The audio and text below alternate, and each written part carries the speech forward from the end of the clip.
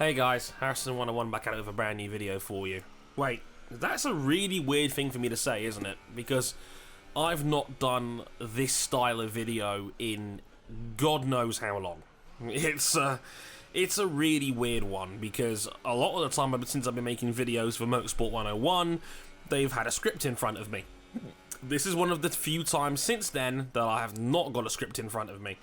And I feel kind of naked, and I was, get that visual out of your heads, folks, but at the same time, it's been kind of weird, because I've always wanted to go scripted on videos, like with Dre Brief, have a bit more finesse to what I say, but at the same time, a lot of you guys seem to like it when I just ramble, whether it be for great background material, or whether it's just easy listening, I don't know, so I thought, let me give it another try.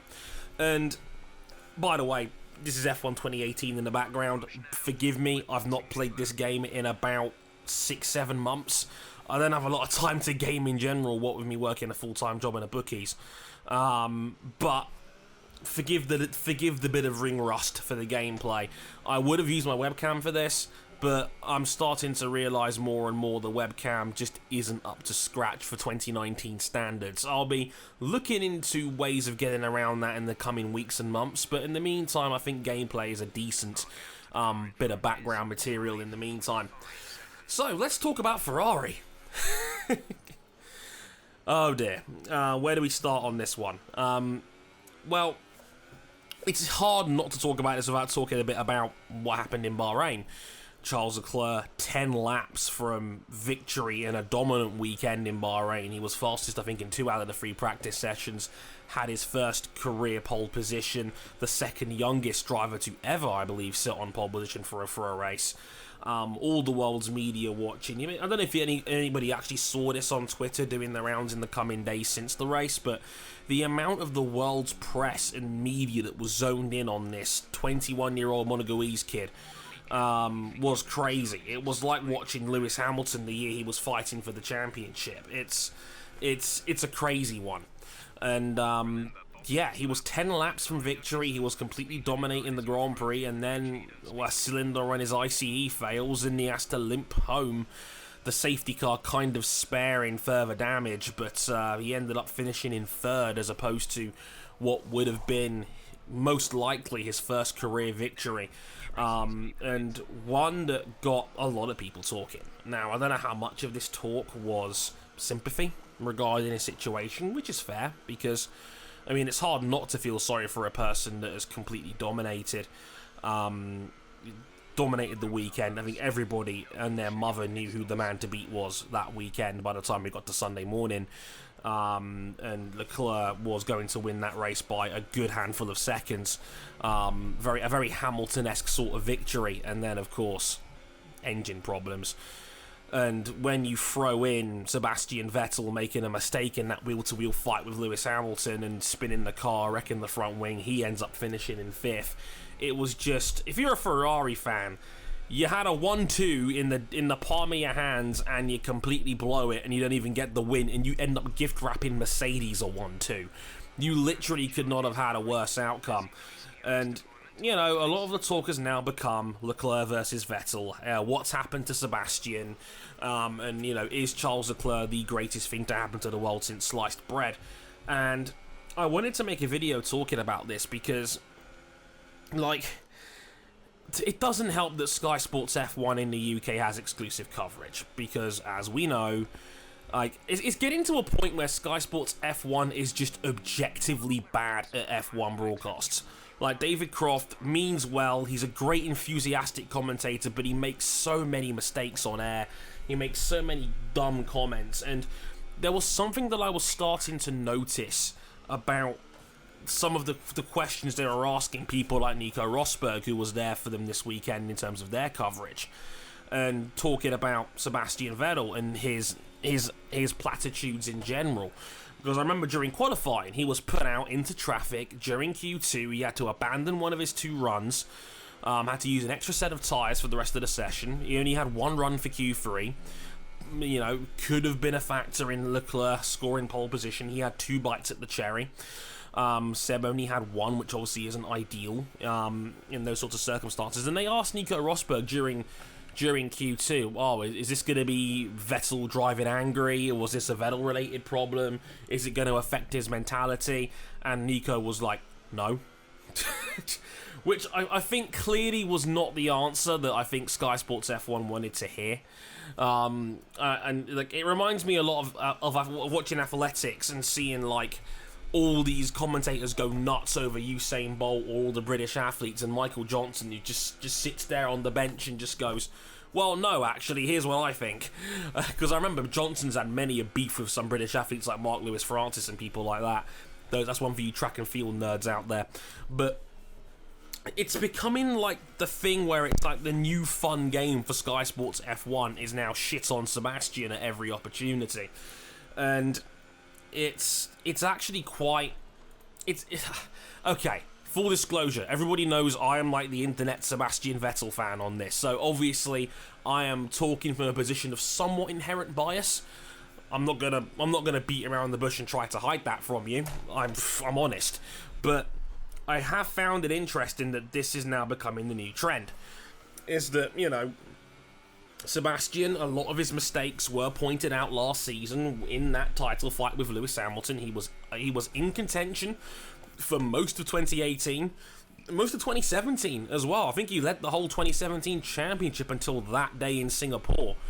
But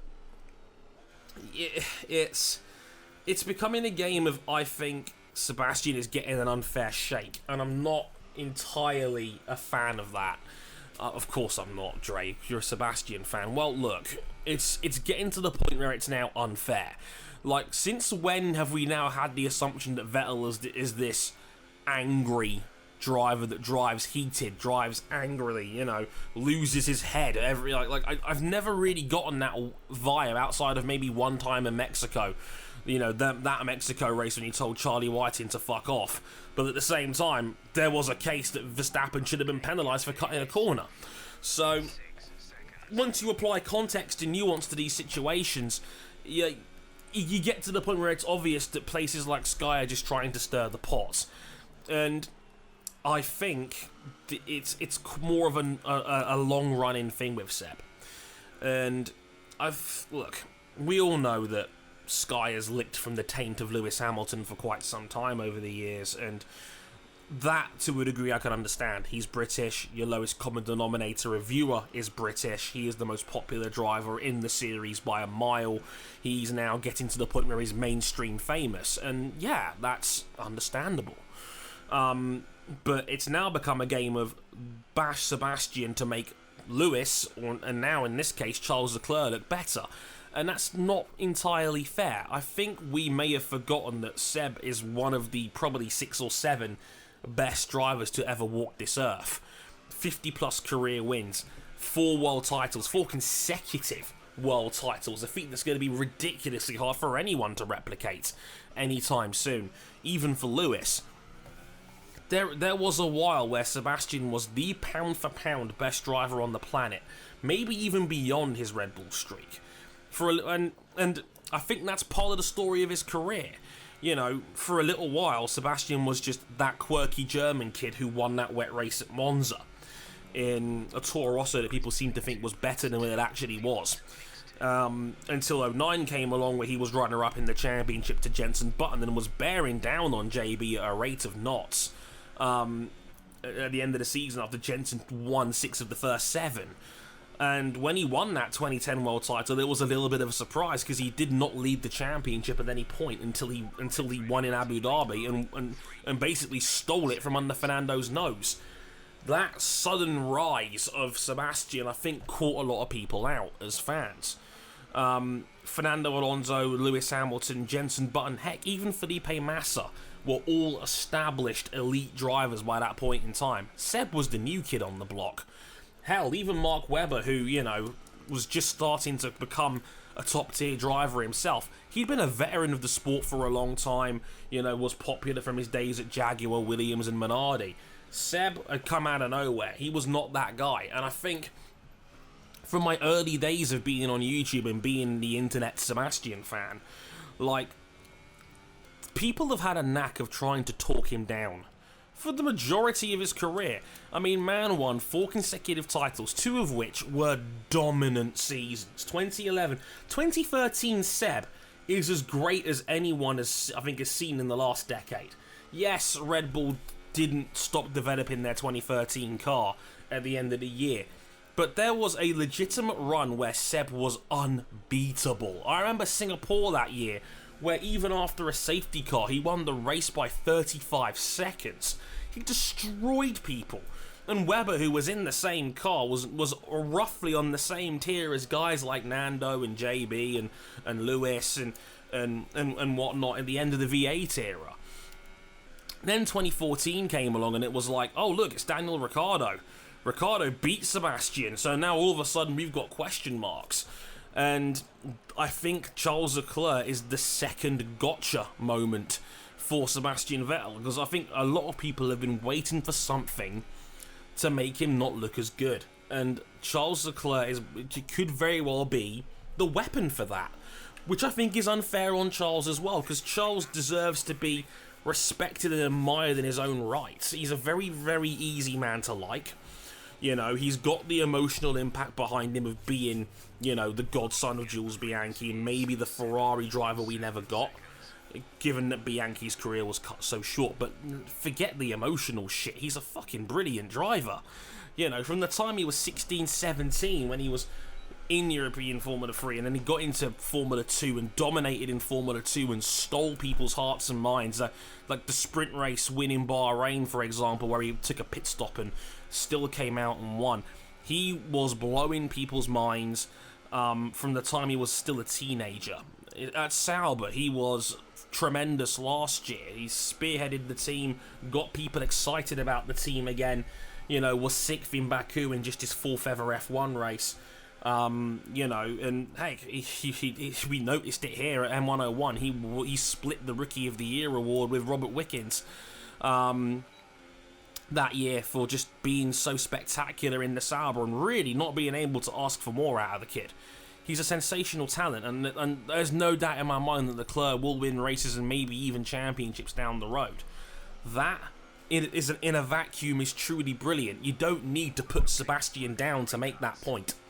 Because, you know, in F1 we've been saying for years how it's a game of teammates, how it's a game of you got to beat your teammate.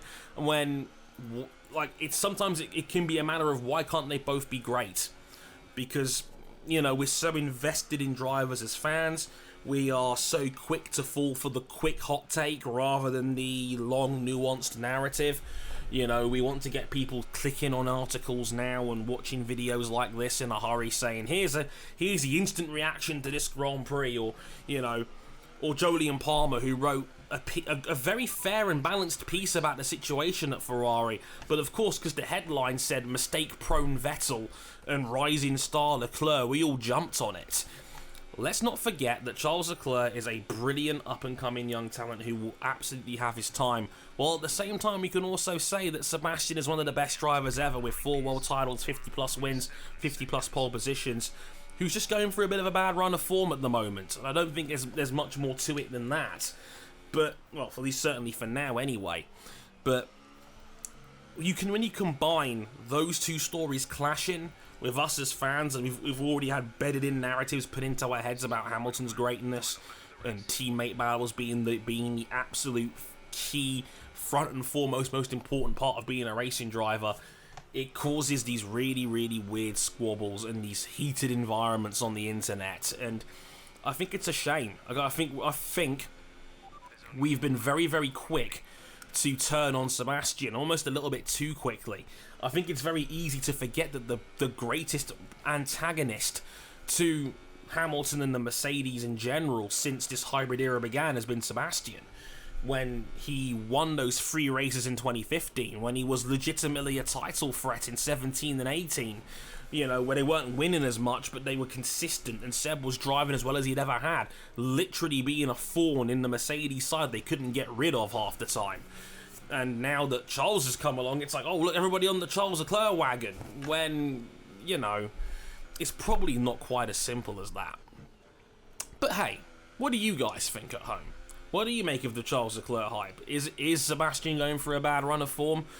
Are we reading too simply into this? Or am I just crazy? And did you like the video? Because I've not done this in a while, and I'd love to hear what you guys think. Would you like to hear more of these? Because I've already got one potentially in the pipeline about the very difficult drama going on in World Superbikes right now. If you've been following that with Alvaro Bautista, Jonathan Rea, and a broken Ducati Panigale V4.